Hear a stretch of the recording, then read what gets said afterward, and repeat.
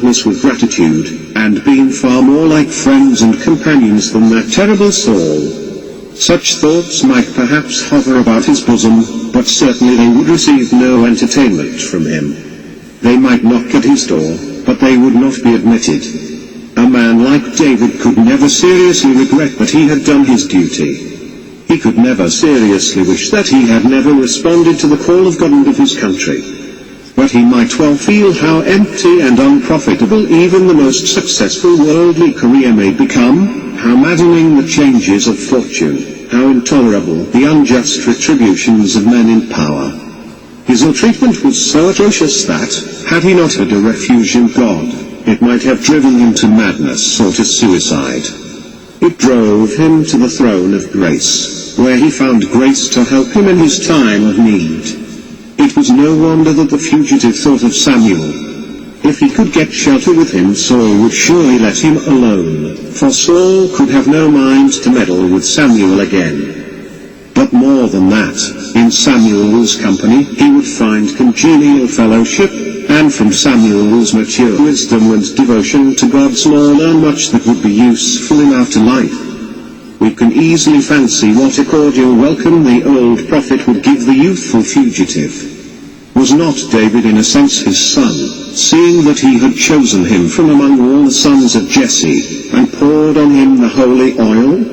If an old minister has a special interest in one whom he has baptized, how much more Samuel in one whom he had anointed? And there was another consideration that would have great effect with Samuel. Old Christians feel very tenderly for young believers who have hit hard lines in serving God.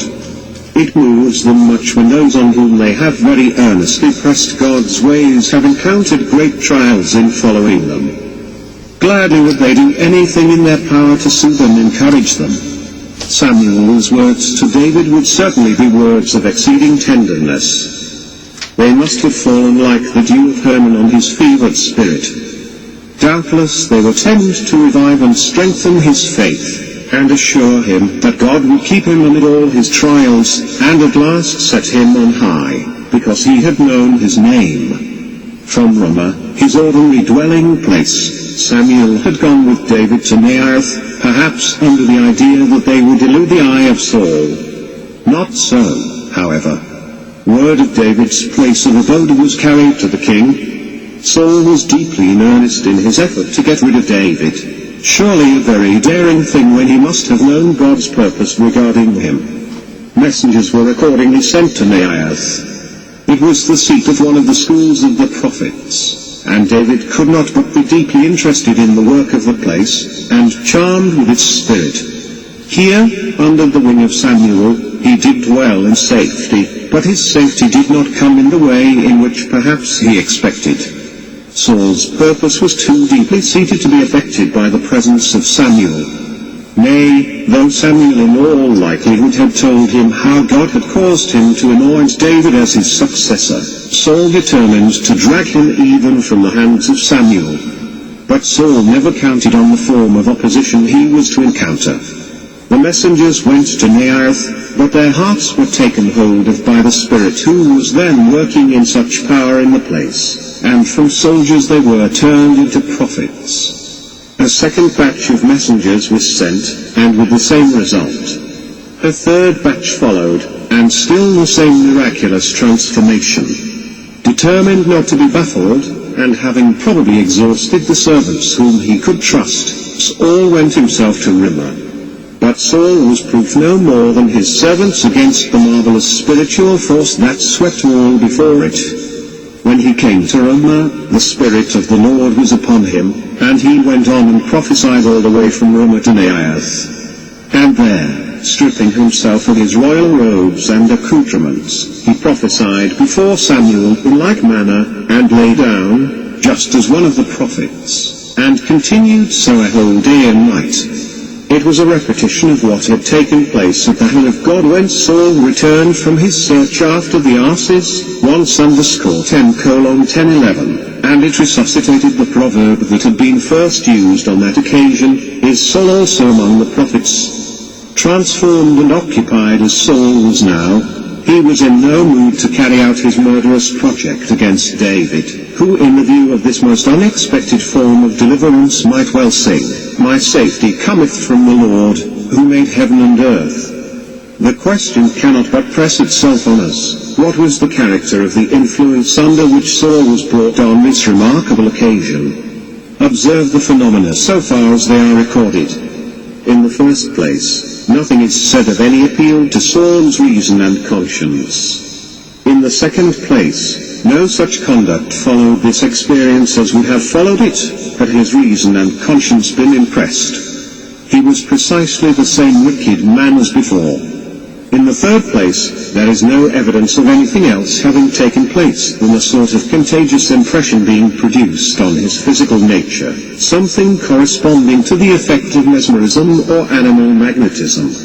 In earnest religious movements of a very solid character, it has been often remarked that another unusual experience runs alongside of them. In some persons in contact with them a nervous susceptibility is developed, which sometimes causes prostration, and sometimes a state of trance, and it has been found that many persons are liable to the state of trance whose hearts and lives are in no way transformed by the religious impression. It seems to have been some such experience that befell Saul. He was entranced, but he was not changed. He was for the time another man, but there was no permanent change. After a time, his old spirit returned.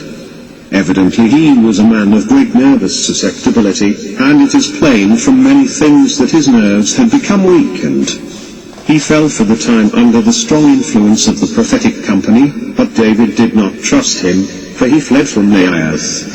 And yet, even if this was all that happened to Saul, there was something providential and merciful in it that might have led on to better results. Was it not in some sense a dealing of God with Saul?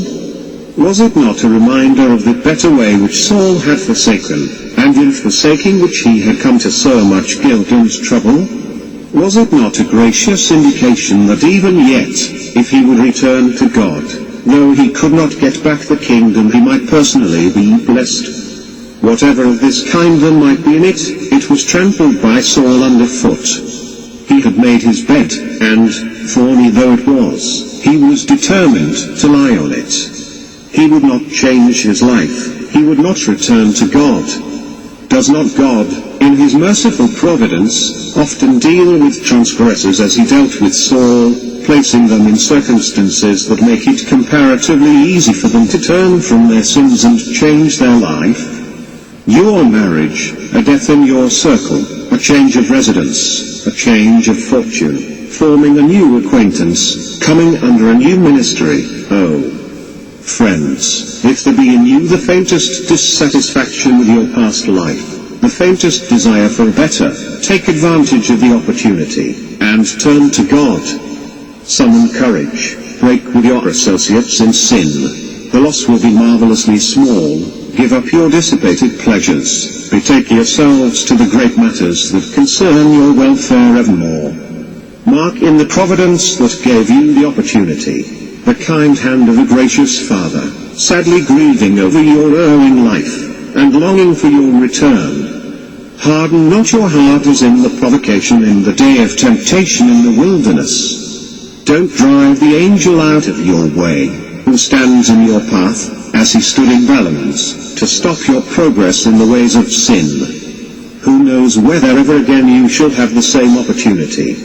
And even if you have, is it not certain that the disinclination you feel now will be stiffer and stronger then? Be a man, and face the irksome. Whatever you do, determine to do right. It is childish to stand shivering over a duty which you know ought to be done. Whatsoever thy hand findeth to do, do it with thy might, for there is no work, nor device, nor knowledge, nor wisdom, in the grave, whither thou goest.